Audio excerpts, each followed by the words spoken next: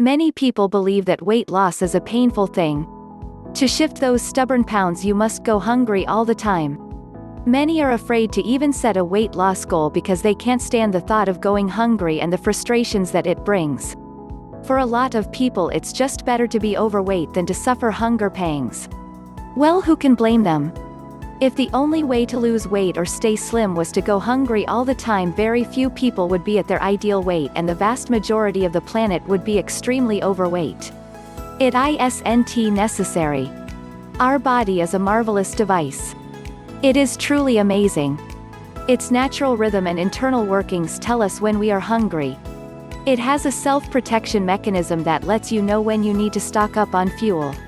A hunger signal is the body notifying you that you need to eat in order for you to sustain a healthy level of energy and have the reserves necessary for healing, repair and maintenance of your cells. Serious hungry pangs are a strong self-preservation signal from the body that it is in danger and needs food immediately to restore its balance. These signals should not be ignored. Your body has no idea that food is in plentiful supply and that it is one of the cheapest commodities of the 21st century. Your body is acting the same way your ancient ancestors' bodies worked. The general design of the human body hasn't changed one bit since then. When your ancient ancestors were living in caves, they relied on their ability to hunt for food to feed themselves. Sometimes they would go days or weeks without a kill and the body would send them warning signals that they were in serious danger. When they did eat, the body immediately, being still in self-preservation mode, stored as much of the energy as it could in reserve as fat. Your body works in exactly the same way today. Starving yourself just doesn't work. It goes against nature to think that you can starve yourself and lose weight. Of course you can get the exception when people just don't take in anywhere near enough food to sustain themselves, but we all the effects of this kind of dieting. So, we know that starvation diets don't work and you don't want to spend 2 hours a day in the gym. How do we lose weight then? Well, the good news is you do not have to go hungry to lose weight. Nor do you need excessive amounts of exercise. The truth is, eating regular nutritional meals and allowing your body to fill itself to satisfaction is the key to reaching and maintaining a healthy, slim body. By not allowing yourself to go hungry, you will in fact avoid overeating, which is the very thing that usually happens when you break a starvation diet. One method is to eat 5 or 6, fairly small, healthy meals divided up throughout your day. Instead of eating 3 large meals at breakfast, lunch and dinner, divide the same quantity of food into 6 meals instead and eat an extra small meal between a small breakfast and lunch, one between lunch and dinner, and if you are hungry later, have another one. Try to avoid having the last meal close to bedtime. Anytime up to 2 hours before bed is all right. Don't wait when you feel hungry. Eat as soon as you can. If you wait for a long period of time before you eat, your body will go into panic mode, think that you don't have enough resources to feed it, and you will overeat.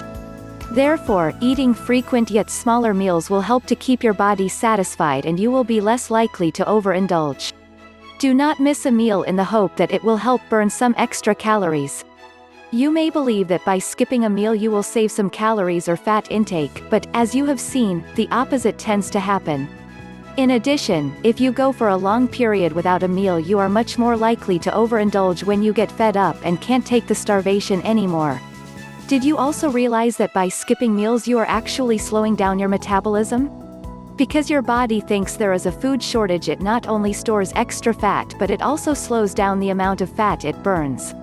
The body's natural survival instinct is triggered, you put on extra weight and burn fewer calories and fat. As the body burns fat to convert into energy, you will find that you become lethargic and tired. Starving yourself just doesn't work. In addition to eating smaller, more frequent meals, you should also teach yourself to eat slower. Place your knife and fork down between every bite and chew for a few seconds longer than normal. It can take us up to 20 minutes to realize that the body is full and completely satisfied. When you eat at a fast pace, stuffing food into you before you have time to recognize the full signal your body is sending your brain. When you eat at a slower pace, you start to recognize these signals from your body and train yourself to identify them at an earlier stage. Take an extra 15 minutes extra a day. To some of you this may sound like a lot. But all you have to do is split it up throughout the day. Leave for work with an extra 5 minutes to spare and walk to a bus stop further away from, or park the car 5 minutes further away than you usually do. At lunch, take a 5-minute stroll or take the stairs instead of the elevator. Walk to the local shop instead of driving. It is easy to complete 15, 30 or even an hour's exercise every day if you split it up like this. And remember, don't starve yourself, it just doesn't work.